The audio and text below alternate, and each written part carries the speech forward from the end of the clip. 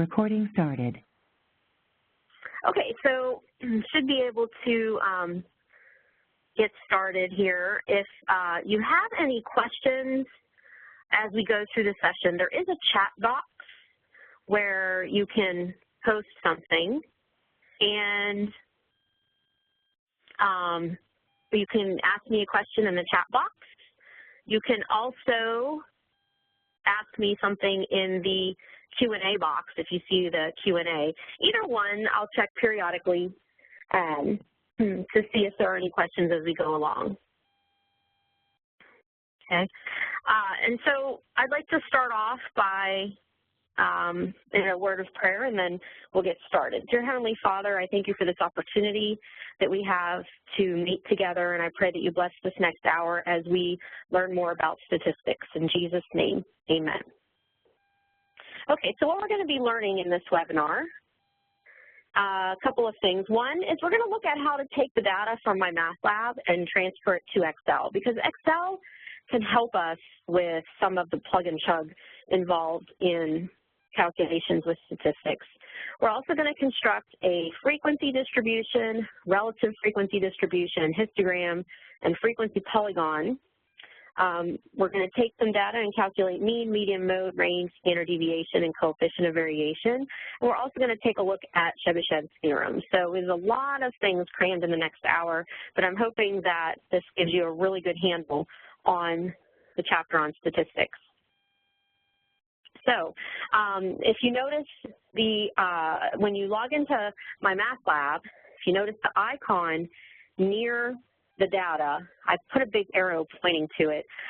There's a little icon at the end of the data. Sorry that my screen shot turned out like really small, but if you click on that icon and select copy to table, like when you click on it, there'll be a click to copy table right there in blue. And if you click on that and then open an Excel document, so clicking on that box in blue will take the data and put it into your computer's clipboard.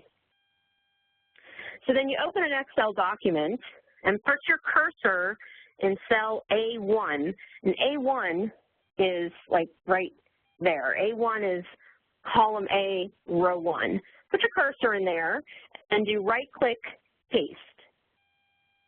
And after you do right-click, paste, you should see the data in the list right there. The data that was in my math lab is now in Excel. And notice it's also highlighted. So when Excel is doing calculations, it's going to be looking at that data that's highlighted. And if you notice the bottom of the screen of your Excel spreadsheet, there will be some calculations here in that area along the bottom. Okay, what's listed there is the mean, the number of numbers, which is your n, and the sum of all the numbers that are highlighted. So when you're looking down here, you'll see it'll say count equals, that means how many numbers are in the list. It'll say average equals, that's the mean, and it'll also say sum equals, meaning the total of all the numbers. So it automatically does that without you even telling it to do that if you just highlight the numbers in the spreadsheet. You can also put the numbers in order. Oh, before I go any further, I did want to mention that my slides I am sending to your instructor. So if you want a copy of what I'm doing, then feel free to either email me or email your instructor, and you can get them emailed back to you. So you don't have to frantically write everything down that I'm talking about right now. Okay, the mean, the number of numbers, and the sum are all listed automatically at the bottom. You can also put the numbers in order, because when you're calculating median and range, putting the numbers in order is really helpful. So at the top of the screen, you click the data. There'll be right here, there'll be the word data. And then after you click data, you'll see an icon right there that says sort. So click data and then click sort. And after you click sort, you'll see a box pop up. Looks like that. And in this box, it'll ask you like how you want to sort it. And right in this little area, it'll say small to large. which is normally what we want to do anyway. So you don't really need to change anything. You just click OK. And then after you click OK, the highlighted numbers will automatically be put in order. So it's really nice when you're trying to find the median, because in the median, you have to put the numbers in order first. So it's an easy way to do that. It helps with the range, because with the range, you have to know what the smallest number is and the largest number. So when if Excel puts it in order for you automatically, you can just look at the first one in the list and know that's the smallest, and then look at the last one in the list and know that one's the largest, and that's it. Oh, I have someone who's having a hard time hearing me. Says, I am getting the recording. It says the host has not yet arrived. Is anyone able to hear me? If you are, could you maybe raise your hand or type something in the chat box?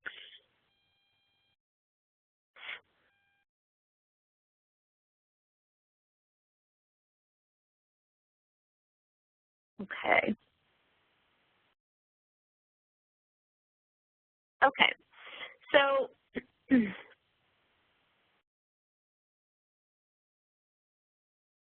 let me just make sure we're all good.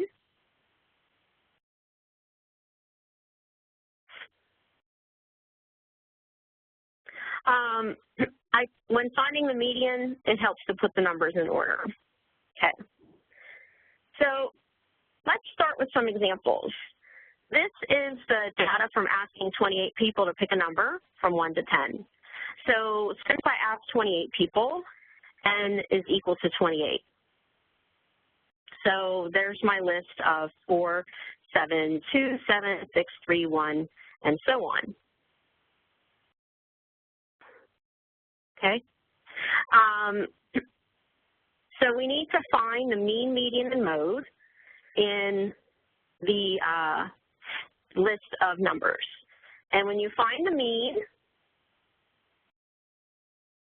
you need to find the sum. And the sum of the numbers is 168. You could just get out your calculator and do that, or you can use Excel to put the numbers into the spreadsheet and then that'll find the mean for you anyway if you put the numbers in the spreadsheet.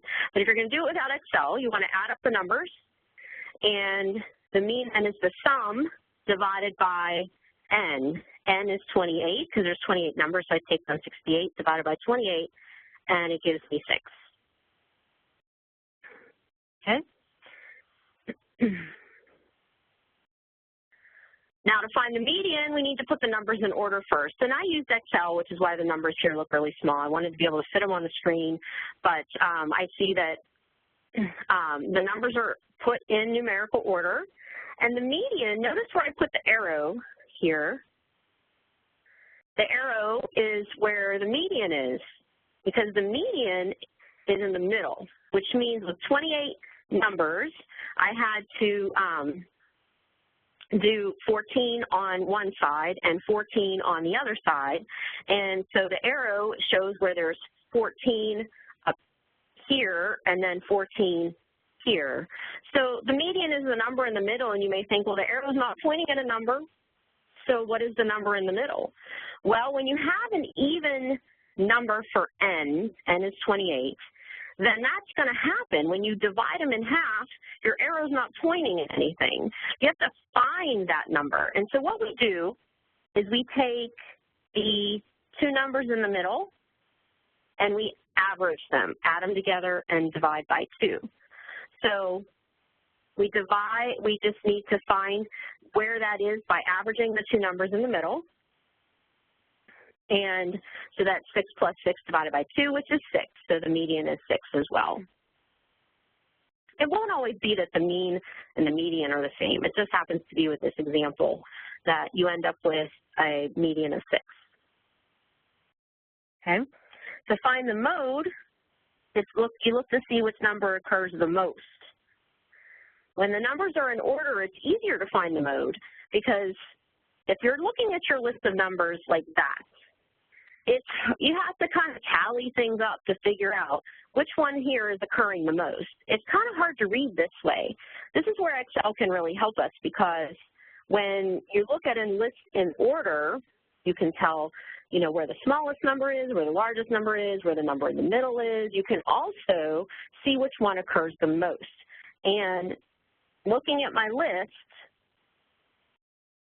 the number 6 occurs 5 times. The other numbers occur less than 5 times. So in this case, the mode is 6. Now, it is possible to have more than one mode. If we had 2 numbers that occurred 5 times and no other numbers occurred more than that, then we would actually have 2 modes.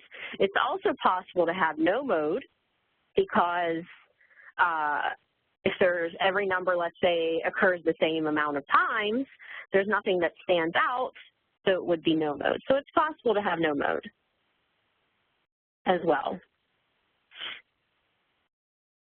Okay, so now we're going to construct a frequency distribution, a relative frequency distribution, histogram, frequency polygon. We're going to do all kinds of things with this data.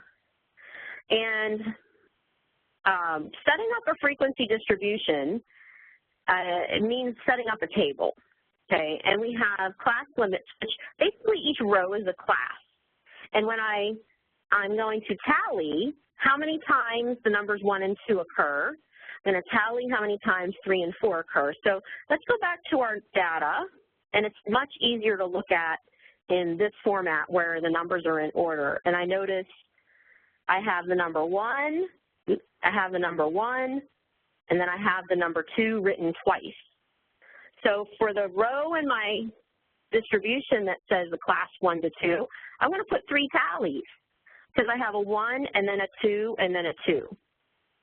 So I'm going to do 3 tallies right here. For 3 and 4, let's look at our list and see how many times 3 occurs. 3 occurs 1 time, and I have 4 occurring 4 times. So there's 5 there, 3, 4, 4, 4, 4, 5 numbers for 3 and 4. So I'm going to put a tally of 5. And we go through the whole list this way. Now, frequency is the number of tallies. So I put 3 tallies, this is a 3. I put 5 tallies, this is a 5. And we're going to continue this way the whole way through the table. Now, these class limits are normally given to you. This column is given to you, and you look at your, and you just look at your data to see how many tallies to put in each row. So the first row, I look at how many times the numbers 1 and 2 occurred. That's how I do those tallies. Second row, how many times the numbers 3 and 4 occurred. That's how many tallies I put. And then the frequency is the number of tallies. So when you're done doing the tallies and the frequency, it would look like that. The numbers 5 and 6 occurred a total of 8 times. The numbers 7 and 8 occurred 7 times. The numbers 9 and 10 occurred 5 times.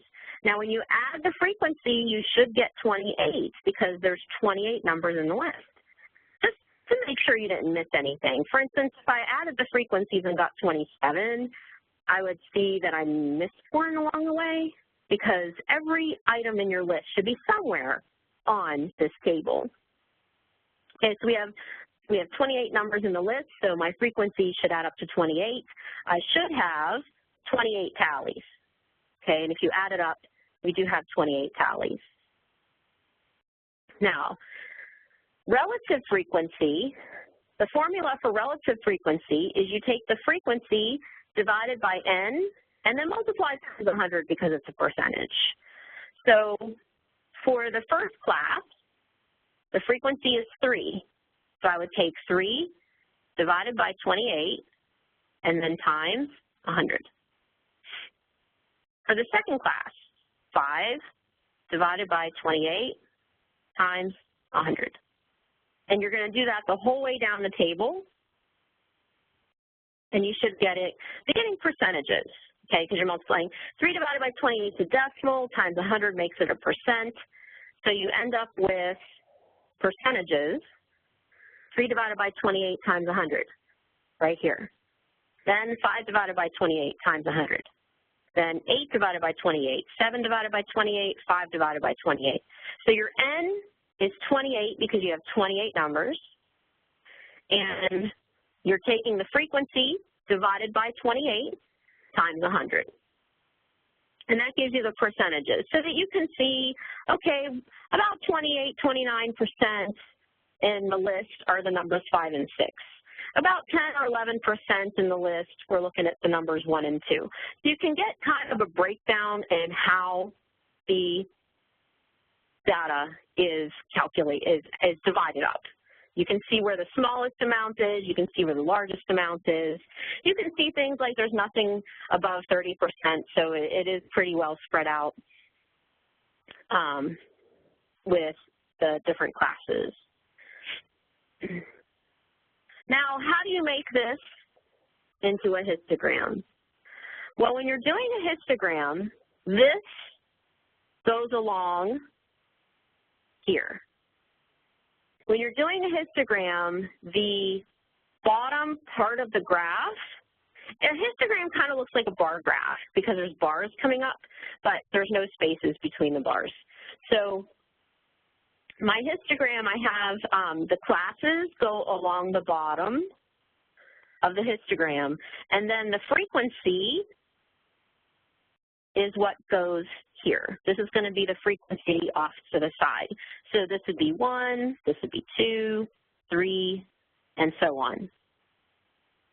Okay, and so basically what we're going to do is for each class, we're going to go up how far the frequency is. So for the first class, which is 1 and 2, it has a frequency of 3.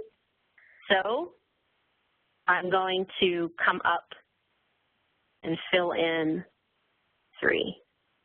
Go 3 units high for that and fill this in the best I can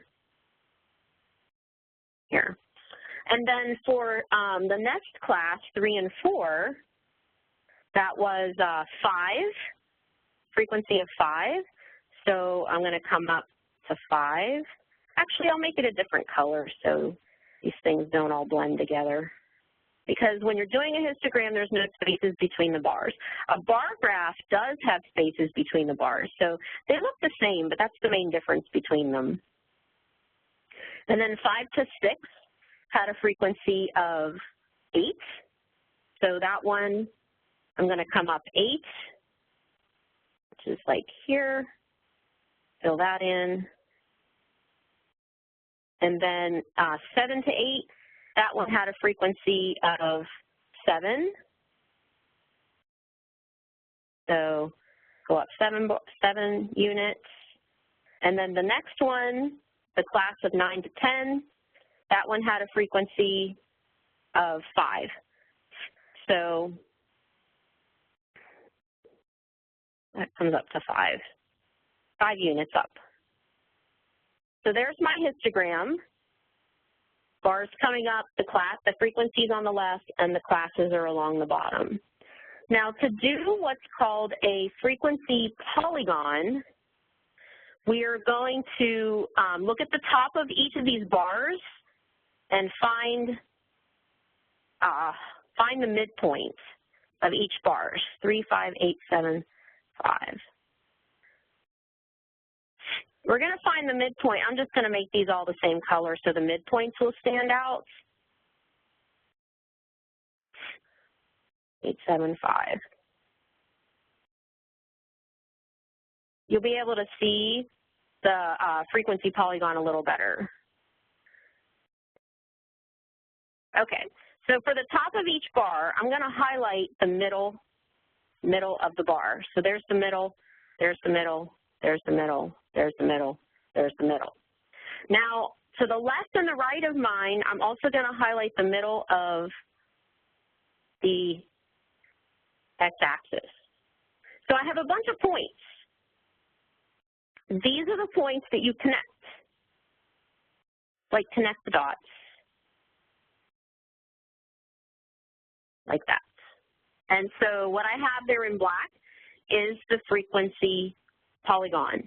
The red bars coming up that's the histogram. So you really need to draw a histogram, and then once you have the histogram drawn, you can just highlight those points at the top, the middle. It's the middle of the bar at the top, and then you do the middle of each along the 0 on either side, because it has to come down back to the x-axis. So, and this is my frequency over here. So the frequency polygon, that's in black, and then the bar chart is, histogram is in red, okay?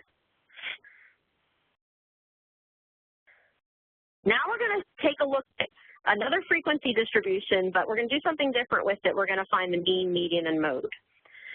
Sometimes instead of giving you a list, they give you a table that is a frequency distribution.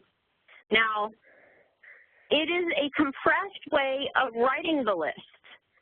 So originally, the list started out like this.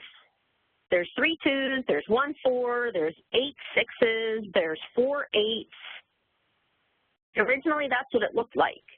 But instead, sometimes, especially if the list is really, really long, it's easier to write it as a frequency distribution and to say how many times. Frequency is how many times. How many times? So how many times does the value of 2 occur? 3 times. How many times does the value of 4 occur? 1 time. So if you read it that way, how many times is the frequency column, then you can see that the number 1 is not on my list. I know number 1's in the table, but if you look at the list, number 1 isn't there, the number 3 isn't there, because it's not, the frequency is not the numbers on the list, the frequency is how many times. So the number 2 occurs 3 times, the number 4 occurs 1 time, the number 6 occurs 8 times, and the number 8 occurs 4 times. So once you understand the table like that, you can find the mean, median, and mode using the same methods that we used last time. So the number of numbers is the sum of the frequencies, which gives you 16. So if you look at the list, there are 16 numbers in the list. And if you add the frequency, you get 16. Okay, so there's the frequency is n, which is 16. Now we need to add up the numbers.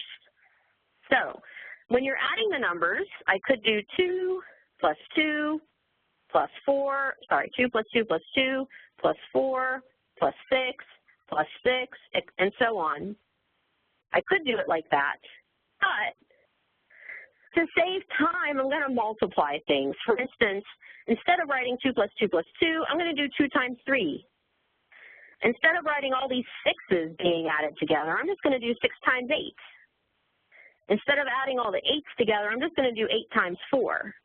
And if you notice, that's the same thing as taking 2 times 3, 6.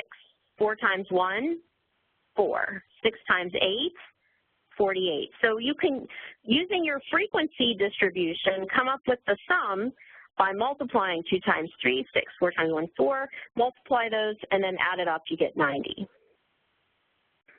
Okay, and 90 divided by the total of 16 is 5.625, that's the mean. The median is the number of in the middle. Now this list is already in order. There are 16 numbers in the list, so that means the median has 8 on one side of it and 8 on the other side. Just like last time, that means that arrow's not pointing at anything. We need to find that number by averaging the 2 in the middle. Now if we look at this table, okay, we need to have 8 below the median and 8 above. Well, here we have the first 4 numbers. Then we have a bunch of 6's. And if you take a look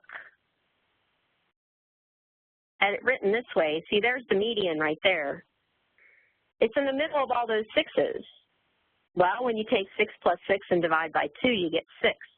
So the median is 6. Okay? And the mode is the number that occurs most often, and if you look at the frequencies, you can see that 6 has the largest number of frequencies, so 6 is the mode as well. Okay?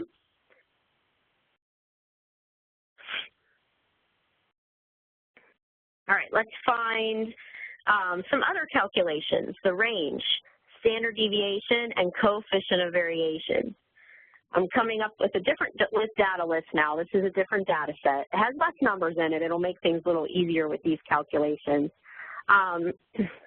If the list is large, you can, first of all, to find the range. The range, that's what we're going to do first. It's maximum minus the minimum. Now, this list isn't too big, so finding the maximum of 22, minimum of 5, not too difficult. But if it's a large list, use Excel. Take it from my math lab, throw it into Excel, do data sort. It'll automatically move everything smallest to largest, and then all you have to do is look at the first number in the list, that's the smallest, the last number in the list is the largest, and you don't have to stare at the list trying to keep track of which is the largest and which is the smallest. It makes life so much easier.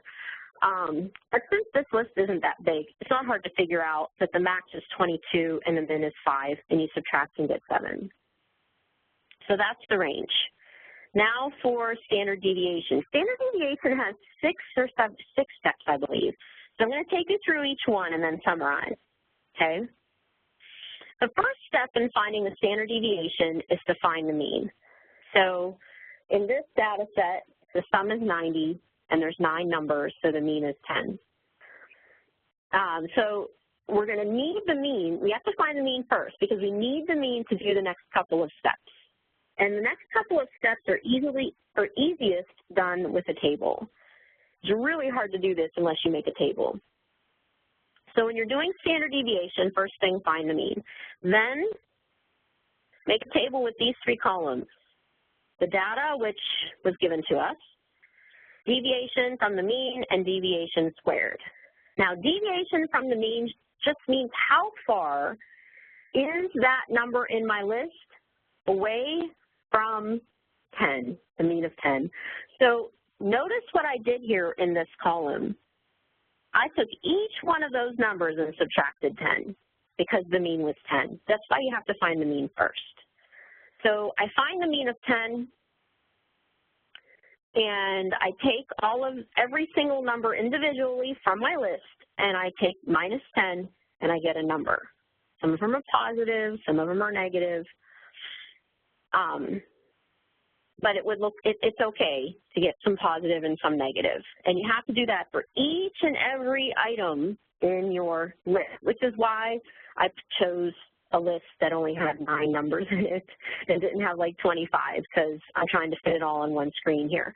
The next thing you do is square all these numbers. So you have all these numbers that you just found. Over here, you want to square them. The reason you're squaring them is because some are positive and some are negative, but we're going to be adding these numbers, so we don't want to add positives and negatives because then they cancel each other out. So what we do is square everything so that everything's positive. We're going to work with everything positive for a little bit. So the negative 4 squared, 16, negative 5 squared, 25, and so on, 12 squared, 144. So this column should have only positive numbers. Everything there positive because I squared what was in the middle column. Okay, so make sure these are all positive. So after you have this table filled in, this deviation squared column, you're going to add it all together. That's the next step. So I add all the numbers in the last column, it gives me 246. Then I divide by n minus 1. That's the next step. So n is 10, so that means, n is 9, so n minus 1 would be 8. So I took my total of 246 and divided by 8. And then we're ready for the very last step, which is to take the square root. Basically what we're doing here is undoing all that squaring we did earlier. Like we squared everything to make it positive, then we divide by n minus 1. Now we take the square root to undo the squaring we did because we really don't want all this stuff squared. So the squaring and the square root are just to help with the calculations, but you do take the square root in the end. So my standard deviation here is 5.5. I do have a slide here with the steps in summary of how to find the standard deviation. First thing, we found the mean. Then, this here involved the table. We used the table for steps 2 and 3. Find the deviation from the mean. That's where you take your number and subtract the mean. Square the deviation. So you're going to square the numbers you just found. Those answers after the subtraction, you square them. That's from the table. Now the total to squares, this was to, the last column. What we did here was sum the last column with that step, total to squares. You take the last column and add it up. Then divide by n minus 1 and take the square root. So these steps in the middle really come in handy to have that table, and there's really no way around it. You can't do this without the table. It's just too confusing otherwise. So find the mean, fill in the table, total the last column, divide by n minus 1, then take the square root, and you'll have the standard deviation. Let's say we have another data set that has a standard deviation of 6.4 and a mean of 20. So it's different standard deviation, different mean.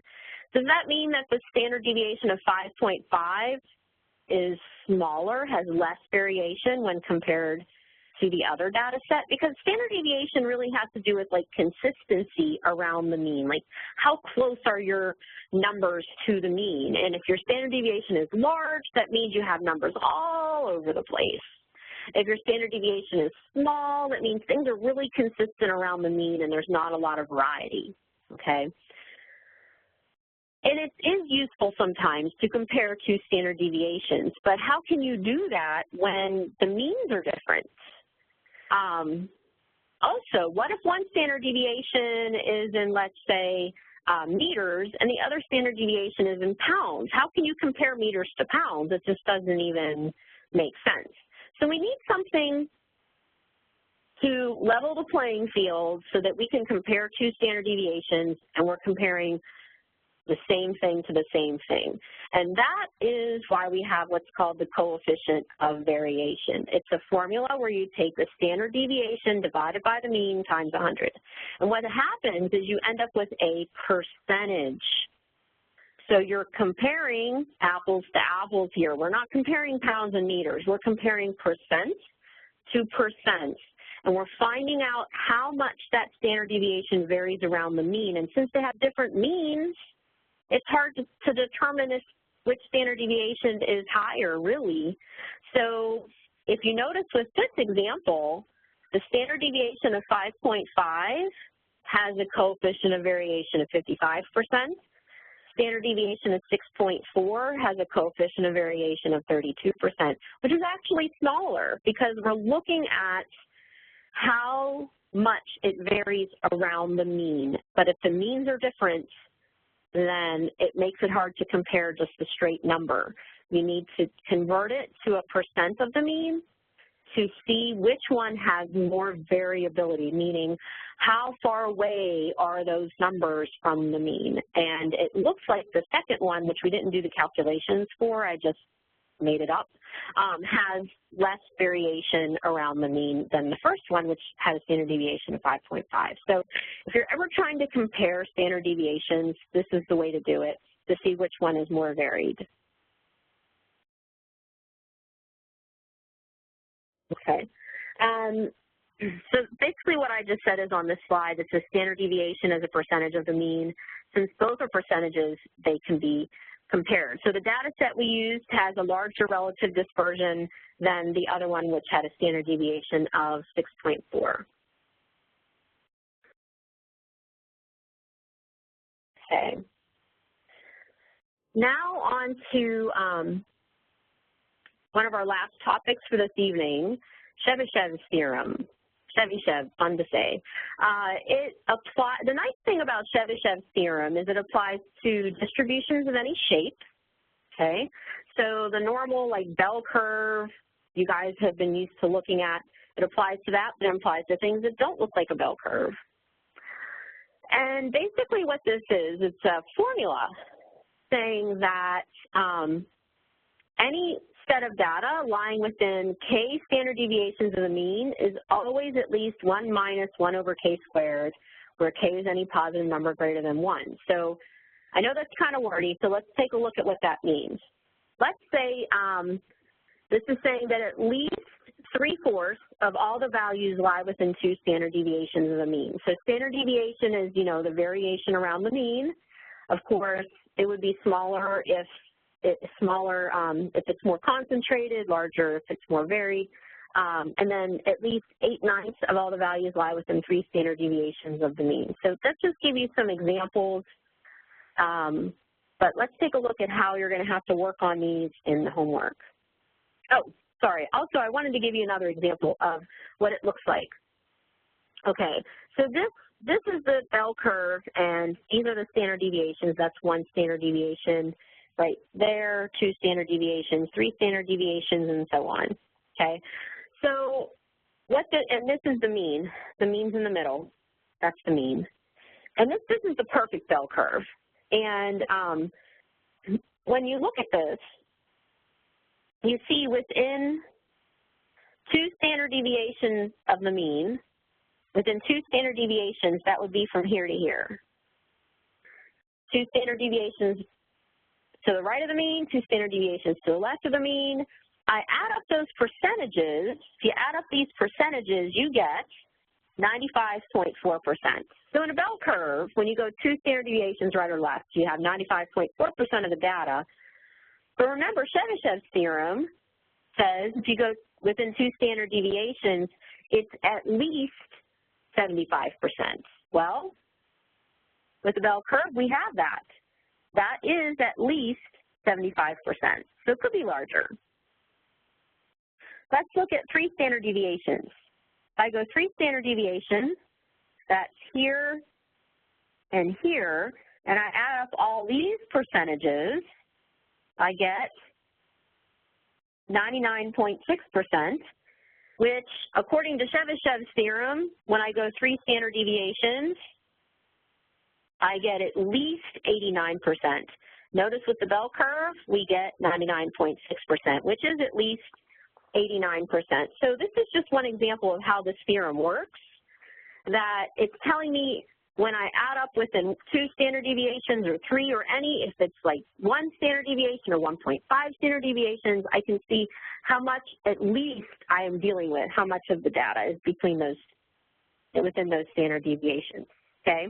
So that's with the bell curve, but it works for any data set, which is why it's a widely used theorem. So let's do an example, something like what you might have to do in the homework. Find the least possible fraction of the numbers in the data set lying within 5/2 standard deviations of the mean. Give your answer as a fraction in lowest terms. Now this, at least the least possible, that's what Chebyshev's theorem says. It tells us the least possible. So we don't have to really worry about that phrase. This right here, 5/2 standard deviations, tells me that K is 5/2, and then all I really need to do is put it in the formula. The Chebyshev's theorem has this formula of 1 minus 1 over k squared.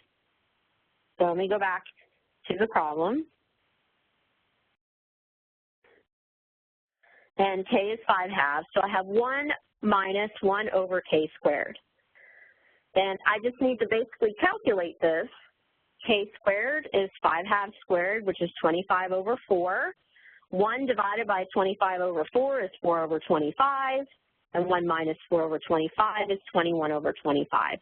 And this one, the directions ask me to write your answer as a fraction in lowest terms and not as a percentage. So, you know how my math lab is. You need to type things into the website exactly how it says in the directions, or it'll just be marked wrong. So this one says to type it as a fraction, so I would type it in as 21 over 25 for that. So when they tell me how many standard deviations 5/2 standard deviations. 5/2 is the number for K, and I just put the 5/2 into the formula. Sometimes they won't tell you K, you have to find K. So let's do a couple examples where they don't tell us K. In a certain distribution of numbers, the mean is 80 and the standard deviation is 8.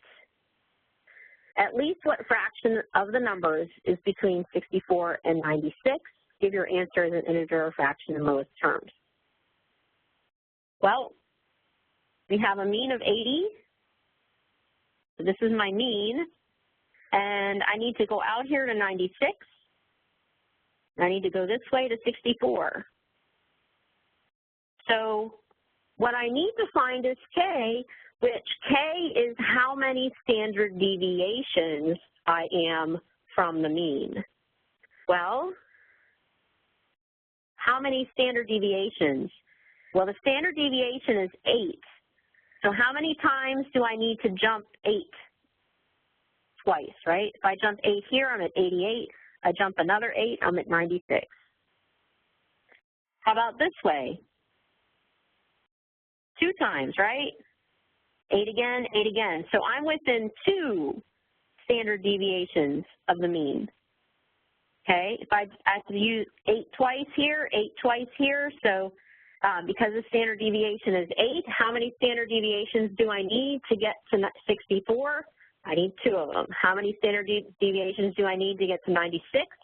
I need 2 of them. So this right here is 2 standard deviations. This, 2 standard deviations. So that tells me K is 2. Because it's within 2 standard deviations. So if I go 2 standard deviations right, I'm at 96. If I go 2 standard deviations left, I'm at 64. Okay, you don't add it all together. It's just how many do you have to go right? 2. How many left? 2. So you're looking at K equals 2. Okay. So if you 80 minus 64 is 16. Of course, so that means going 2 standard deviations to get to 64, and then also 2 standard deviations to get to 96. So that's another way to look at it. Instead of drawing a picture, you could say 8 times 2 is 16, and if I take 80 minus 16, I'm at 64. Okay, so the key is 8 though, because they're asking how many standard deviations. K is the number of standard deviations. So I put 2 in for K, and that gives me 3/4. So the answer to the question, because it is asking about, give your answer as a fraction in lowest terms, so I'm going to leave my answer as 3/4. So that tells me, if I take a look at my distribution, I'm just going to draw it like this. It doesn't mean it necessarily has to be a bell curve. But here is my 80, and I go 2 standard deviations this way, I'm at 96. I go 2 standard deviations this way, I'm at 64. And they're telling me that in here, I have at least 3/4 of my data. And see, the data, 100% of my data, 100% of it is in this area right there. That's 100%. So that means this is 3/4, right? It's 3/4 here. So that tells me what's here, what's left over in these areas I'm coloring in. What's left over, divided up equally between the 2 pieces, would be 1/4, right? Because this is in here. I'll write it in here. This is 3/4. So that means what's left over in the other pieces would be the other 1/4 just divided between the 2 pieces, okay? That leads us up into the next question. In the same distribution of numbers, at least what fraction of the numbers is less than 64 and greater than 96? Give your answer as an integer or fraction in lowest terms. So to answer this, we have to first know what's in between 64 and 96 and then subtract that from 1. So that helps that we just did that here, because this next question is asking us greater than 96 and less than 64. So greater than 96 is here, less than 64 is here. They want to know what fraction are on those ends. Well, I found the middle is 3/4. So that means what's left is 1/4. So we have to, in order to answer this, we have to know what fraction is between. And luckily for us, we already found that. And then subtract that from 1, which would look like that, 1/4. If we didn't already do the between part of this problem, let's say that we see this problem as a homework problem right here, but I didn't just do this example, okay? I didn't just do this yet. I haven't calculated that yet. In order to answer this question, you have to go back and calculate that. Find out what it is between, and then subtract that from 1. So for us, I set it up that way on purpose, that we already found what was between, but my math lab might not always set it up that way, where you've already found the between. So in a question like this, in the homework, you would need to first go ahead and find between 64 and 96, and then subtract that from 1, which looks like that, where you are taking the 3/4 away from the 1, and you're finding 1/4. So for this, it is key to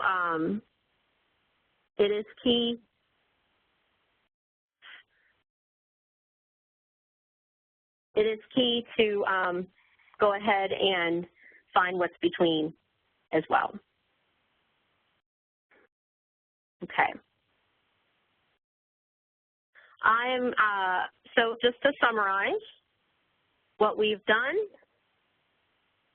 here, we discussed a lot of things. We've discussed how to copy and paste from my math lab to Excel. We've also discussed how to construct a frequency distribution, a relative frequency distribution, histogram, and frequency polygon. And we calculated mean, median, mode, rate, standard deviation, coefficient of variation, and worked with Chebyshev's theorem. So we've done a lot in this session. If you have any questions, my email, ckhouston1@liberty.edu, and if you would like the slides, you can email me, or you can email your instructor, because I'm going to email all the MAT 115 instructors my slides from this presentation, so that you can have those handy if you want to watch the recording. I just wanted to do my little disclaimer here that this is just, I could not possibly cover everything in the statistics chapter in this 1 hour that we had. I just want to let you know that you do also need to continue with the book and the reading and the videos that go along with this chapter, because I can't cover absolutely everything in an hour, but I really hope that this session has been helpful to you with the statistics chapter. And I'm going to go ahead and look in the chat box and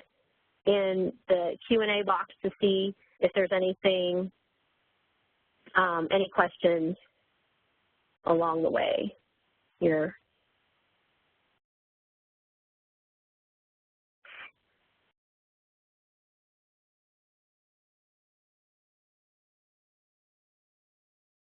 Okay. Well, I want to thank you again for coming to this webinar, and if you have any questions that you didn't type in the chat box, then just feel free to send me an email. You can also ask your MAT 115 instructor, and I want to thank you for listening for this last hour as we go through the information on statistics, and God bless.